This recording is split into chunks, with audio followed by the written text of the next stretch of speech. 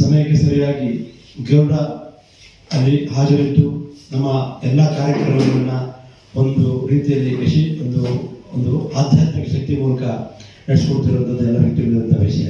ಗೊತ್ತು, ಕರ್ನಾಟಕದ ಶಬರಿಮಲೆ ಅಂತ ಕರೆಯಲ್ಪಡ್ತಕ್ಕಂಥ ಕ್ಷೇತ್ರ ಶಿವಮೊಗ್ಗ ಜಿಲ್ಲೆಯ ತೀರ್ಥಹಳ್ಳಿ ತಾಲೂಕಿನ ಬೆಜವಳ್ಳಿ ಹಳ್ಳಿಯಾದರೂ ಸಹ ಈ ಸಂಕ್ರಾಂತಿಯ ದಿವಸ ಸುಮಾರು 50,000ಕ್ಕೂ ಜಾಸ್ತಿ ಜನ ಅಲ್ಲಿ ಸೇರ್ತಕ್ಕಂಥದ್ದು ಇರುತ್ತೆ. ಶಬರಿಮಲೆಯಲ್ಲಿ ಮಾಲೆ ಹಾಕಿದವರಿಗಷ್ಟೇ ಅವಕಾಶ ಇರ್ತದೆ. ಬಟ್ ಇಲ್ಲಿ ಹೆಂಗಸರಿಗೂ ಸಹ ಎಲ್ಲರಿಗೂ ಸಹ ಮಾಲೆ ಹಾಕದೇ ಇರಲಿ ಅವರಿಗೂ ಅವಕಾಶ ಇರ್ತದೆ.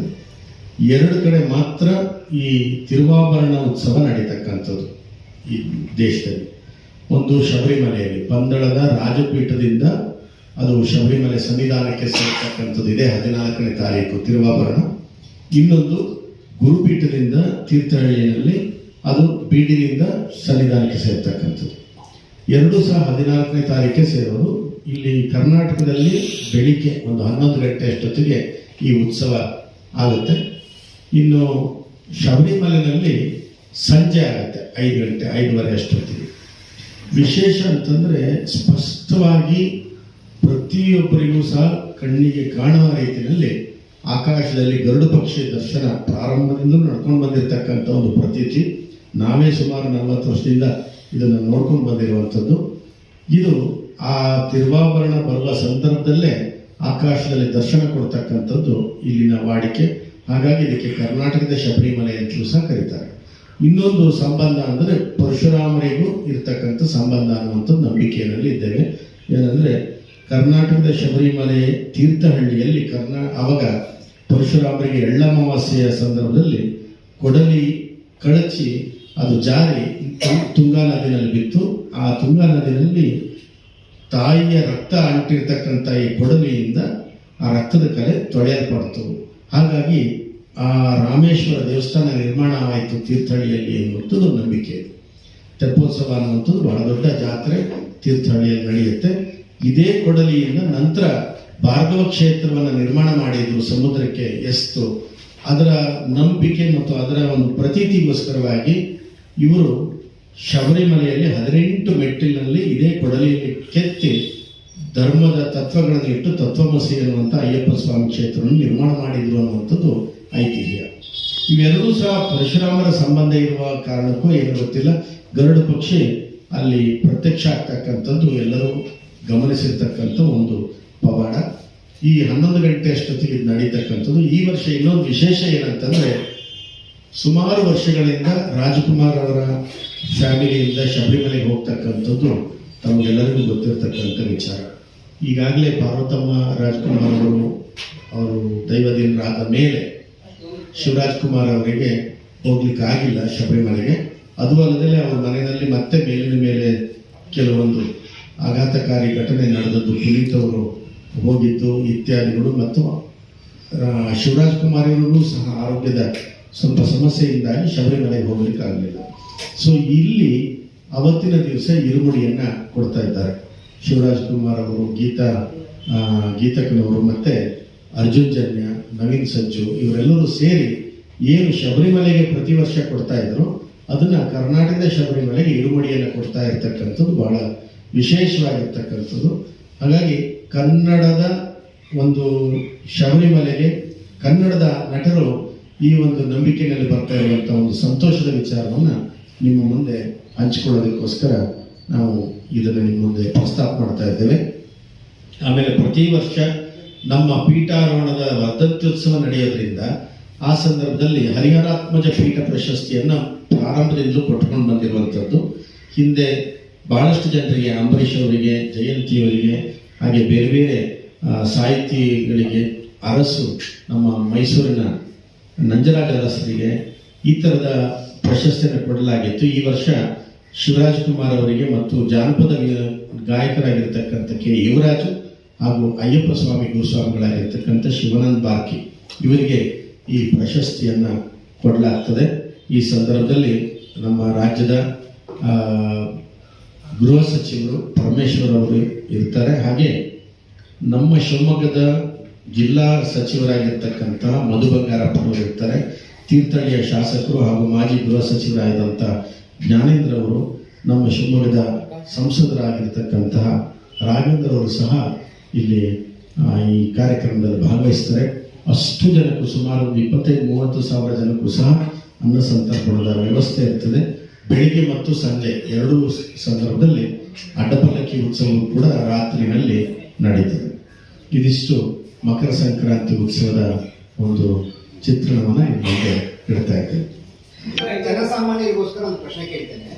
ಸಂಪರ್ಕ ಹೇಗಿದೆ ಸರ್ ಜೋಡಿಗೆ? ಬೆಂಗಳೂರಿಂದ ಬರಬೇಕು ಅಂದ್ರೆ ಹೌದು, ಶಿವಮೊಗ್ಗಕ್ಕೆ ಬರಬೇಕು. ಶಿವಮೊಗ್ಗದಿಂದ ತೀರ್ಥಹಳ್ಳಿ ನಡುವೆ ಇರ್ತಕ್ಕಂಥ ದೇವಸ್ಥಾನ. ಶಿವಮೊಗ್ಗದಿಂದ 40 ನಿಮಿಷ ಆಗುತ್ತೆ. ಇವತ್ತೆಲ್ಲ ರಸ್ತೆ ತುಂಬ ಚೆನ್ನಾಗಾಗಿದೆ. ಆಮೇಲೆ ತೀರ್ಥಹಳ್ಳಿಯಿಂದ ದೇವಸ್ಥಾನಕ್ಕೆ ಬರೋದಾದ್ರೆ 10 ನಿಮಿಷ ಆಗುತ್ತೆ. ತೀರ್ಥಹಳ್ಳಿಯಲ್ಲೂ ಬೇಕಾದಷ್ಟು ಇವಾಗೆಲ್ಲ ಲಾಡ್ಜಿನ ವ್ಯವಸ್ಥೆಗಳಿವೆ, ಶಿವಮೊಗ್ಗದಲ್ಲೂ ಇದೆ. ಆಮೇಲೆ 1-2 ಲಾಡ್ಜ್ ಈಗ ಬೆಜ್ವಳ್ಳಿಯಲ್ಲೂ ಕೂಡ ಆಗಿದೆ. ಸೊ ಹಾಗಾಗಿ ಅವ್ರು ಬರ್ಬೋದು. ಆಮೇಲೆ ಶಿವಮೊಗ್ಗಕ್ಕೆ ಈಗ 4-5 ಟ್ರೈನ್ಗಳಿದ್ದಾವೆ ಬೆಂಗಳೂರಿಂದ. ಆಮೇಲೆ ಬೇರೆ ಬೇರೆ ಜಿಲ್ಲೆಗಳಿಂದ ಸಹ ಶಿವಮೊಗ್ಗಕ್ಕೆ ಬೇಕಾದಷ್ಟು ಶಿವಮೊಗ್ಗದಿಂದ 40 ನಿಮಿಷ ಆಗೋದ್ರಿಂದ ಕಾರಣ ಬರ್ತಕ್ಕಂಥವರಿಗೆ ಶಿವಮೊಗ್ಗ ಬಂದು ಈ ಕಡೆ ಬರ್ಬೋದು. ಆಮೇಲೆ ಮಲೆನಾಡು ಕರಾವಳಿಯವರಿಗೆ ಆಗುಂಬೆ ಮುಖಾಂತರ ಬರಬೇಕು. ಹೌದು, ಎಷ್ಟು ಜನ ಬಂದರೂ ಊಟಕ್ಕೆ ವ್ಯವಸ್ಥೆ ಇದೆ. ದರ್ಶನಕ್ಕೂ 2 ಸಾಲುಗಳನ್ನ ವ್ಯವಸ್ಥೆಯನ್ನು ಮಾಡಲಾಗಿದೆ. ಇಲ್ಲ, ಇರುಮುಡಿ ಅವ್ರು ತರಬೇಕು. ಅವ್ರುಗಳು ತರ್ಬೋದು, ತರಬೇಕಾದಂಥವ್ರು ತರ್ಬೋದು. ಆಮೇಲೆ ಹೆಂಗಸರು ಇರುಮುಡಿ ತರೋದಿಲ್ಲ, ಅವ್ರು ಹಾಗೆ ದೇವರ ದರ್ಶನ ಮಾಡ್ತಾರೆ, ಉತ್ಸವದಲ್ಲಿ ಪಾಲ್ಗೊಳ್ಳುವುದು. ಸರ್, ಸಾಮ್ಯತೆ ಬಗ್ಗೆ ಹೇಳಿದ್ರಿ. ಒಂದು ಸಾಮ್ಯತೆ ಇದೆ ಮತ್ತೆ ಮೆಟ್ಟದ ಕೂಡ ನಿಮ್ದು 18 ಇದೆಯಾ? ಅವ್ರು 14 ಇಲ್ಲ. ಅದು ಅಯ್ಯಪ್ಪನ ಸಿದ್ಧಾಂತದ ಪ್ರಕಾರ ಮೂಲ ದೇವಸ್ಥಾನದಲ್ಲಿ ಮಾತ್ರ ಮೆಟ್ಟಿಲಿಗೆ ಮಹತ್ವ ಇರೋದು. ಯಾಕೆಂತಂದ್ರೆ ಪರಶುರಾಮರು ನಿರ್ಮಾಣ ಮಾಡಿದ ಮೆಟ್ಲು ಅಂತ. ಇನ್ನು ನಾವು ಎಲ್ಲ ಮೆಟ್ಲು ಮಾಡಿದ್ರು ಕೂಡ ಇಲ್ಲಿ ಗಾರೆ ಮೇಸ್ತ್ರಿಯಿಂದ ಮೆಟ್ಲು ಮಾಡ್ಕೋಬೇಕು ವಿನಃ ಅದು ಪವಿತ್ರವಾದ ಮೆಟ್ಲು ಅಂತ ಆಗೋದಿಲ್ಲ. ಹಾಗಾಗಿ ಮೆಟ್ಟಿಲಿನ ಪಾವಿತ್ರತೆನ ಅಲ್ಲಿಗೆ ಇಟ್ಬಿಟ್ಟು ಕೇವಲ ಅಯ್ಯಪ್ಪನ ಮಾತ್ರ ಇಲ್ಲಿ ಸ್ಥಾಪನೆ ಮಾಡಲಾಗಿದೆ.